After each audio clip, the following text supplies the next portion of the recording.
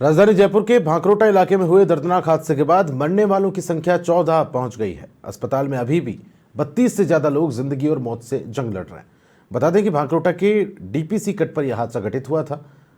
क्लोर leaf नहीं होने की वजह से आए दिन कट पर सड़क हादसे होते रहते हैं। दर्जनों लोगों की मौत अब तक यहां हो चुकी है। बावजूद इसके हालात जो हैं वो डाक के 3 पात हैं। खास बात यह है कि सरकार की ओर से रिंग रोड को जल्दी शुरू किया गया, लेकिन रिंग रोड पर आने जाने के लिए जयपुर अजमेर हाईवे पर कोई कट नहीं था। ऐसे में आनन फानन में जल्दबाजी में यह कट बनाया गया। ऐसे में जयपुर अजमेर हाईवे पर बने हुए हालातों को लेकर हमारे संवाददाता यादविंदर शर्मा ने मौके पर जाकर रियलिटी चेक किया।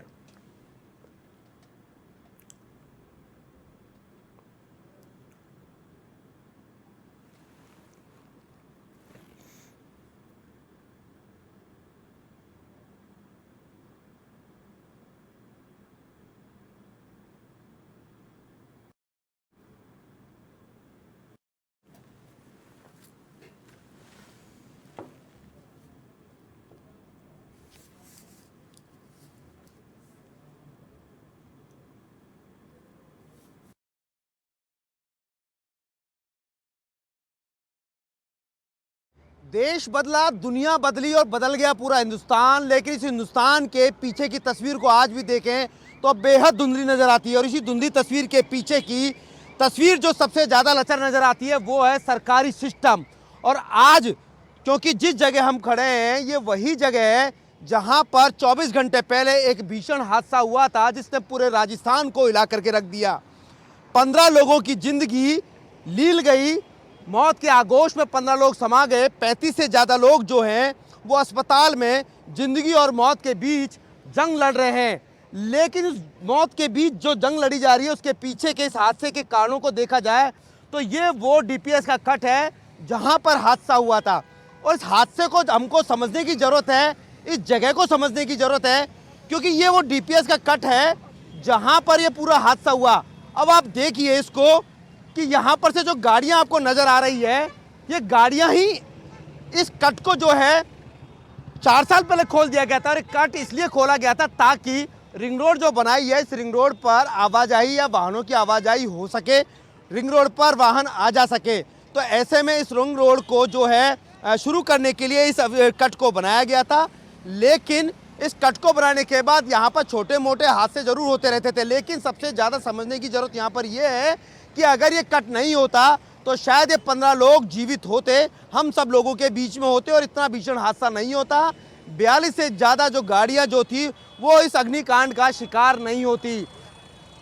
सरकार में क्लोर लीफ को यहाँ पर बनाने की सबसे ज़्यादा ज़रूरत थी। एनएचआई की ओर से रिंग रोड को शुरू करना था क्योंकि टोल की वसूली हो सके। तो ऐसे में इस रिंग रोड को शुरू करने के लिए, इसकी आवाजाही के लिए इस कट को बनाया गया। लेकिन हालात अब 24 घंटे के बाद के हालात को आप देखिए कि ये स्थिति अमूमन यहाँ पर हमेशा बनी रहती है। इतनी ही भीड़ और इतनी ही भीड़ के बीच में इस कट को गुजरने वाले वाहनों की संख्या। अब आप ये देखिए कि ये जो व्हीकल जो आ रहे हैं ये कुछ व्हीकल्स इसी तरीके से थे। सुबह 5:36 का ये पूरा समय था जब ये पूरा हादसा हुआ था। अगर यही हादसा इस वक्त होता, दोपहर के वक्त होता या 8 बजे के बाद का ये वक्त होता तो मंजर शायद इससे भी ज़्यादा भयानक होता।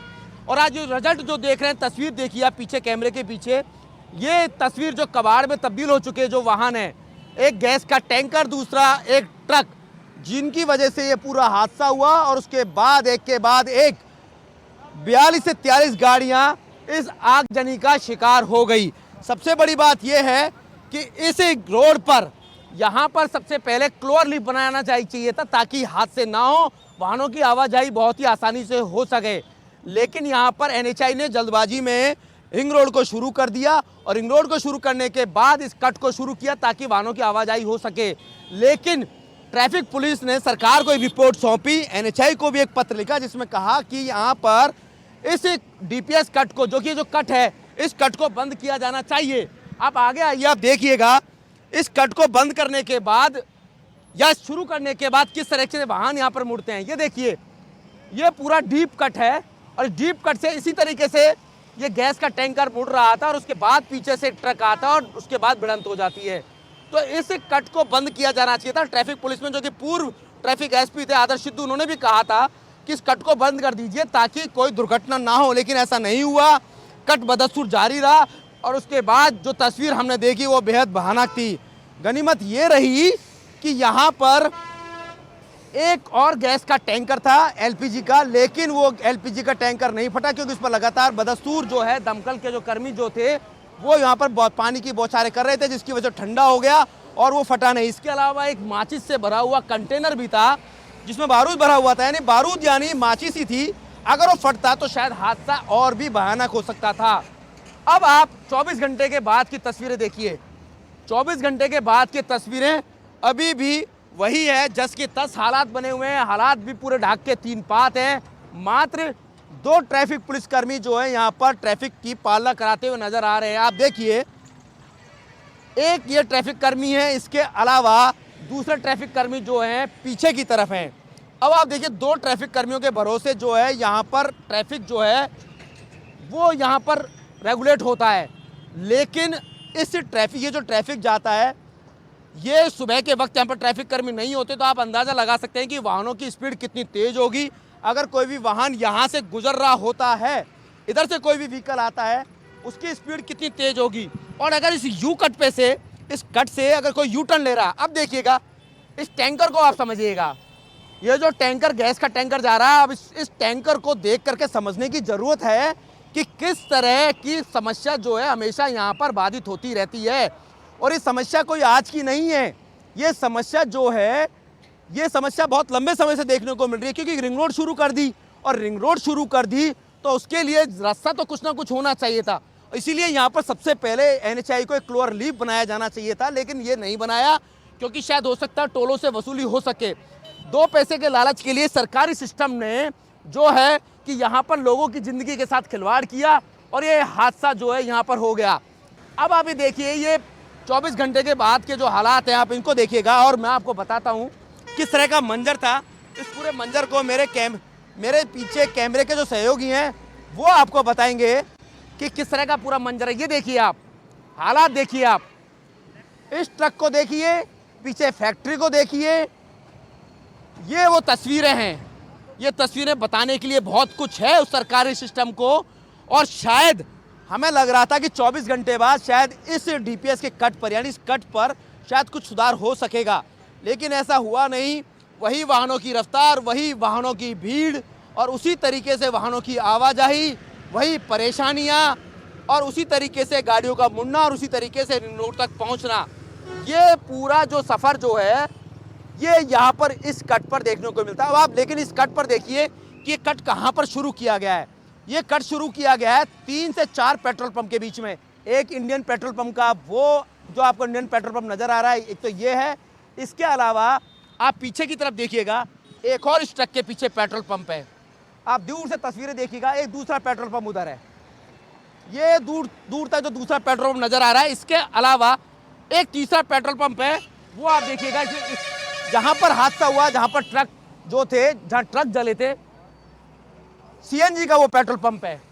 ये सीएनजी का पेट्रोल पंप और उसके बीच में जो है ये कट बनाया गया था। लेकिन सबसे बड़ी बात यह है कि जो नियम जो कहते हैं हाईवे पर जब कट बनाए जाते हैं या जो नियम होते हैं राष्ट्रीय राजमार्ग के, वहाँ पर बताया जाता है कि 2 किलोमीटर के दायरे में कोई कट नहीं होने चाहिए। लेकिन यहाँ पर इस कट के अलावा एक और कट आगे है, तो ये कट नहीं देने चाहिए थे। संभवतः ये जो हादसा हुआ है, हम सोच रहे थे कि शायद 24 घंटे बाद किसी विभाग, तमाम विभागों के जो आला अधिकारी है, क्योंकि जब ये हादसा हुआ उस तमाम अधिकारियों ने यहाँ पर विजिट की थी, इस पूरी जगह को देखा, प्रॉपर तरीके से पूरी जगह को देखा और पूरा मौका मुआयना किया, सारी चीज़ों से तथ्यों को जाना, समझा।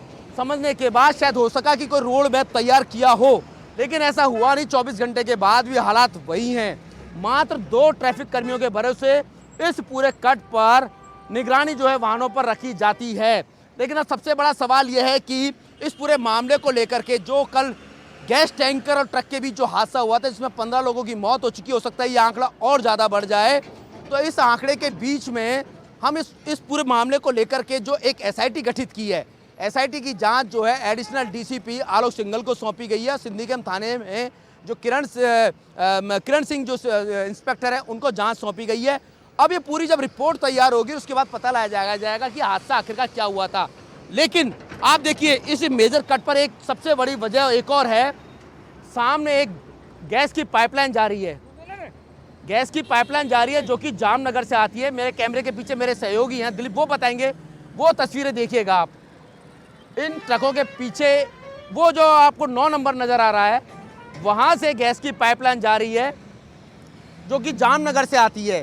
गेल इंडिया की गैस की पाइपलाइन है और इस पाइपलाइन पर आप सोचिए, जब अगर यहाँ पर वापस से कोई अगर हादसा हो जाए तो ये हादसा और भी ज़्यादा भीषण हो सकता था। हमने बताया कि एक इंडियन जो टैंक था गैस का, जो एलपीजी भरी थी, वो नहीं फटा, माचिस से भरा हुआ कंटेनर नहीं फटा, वरना हादसा और ज़्यादा हो सकता था, तबाही बहुत ज़्यादा हो सकती थी।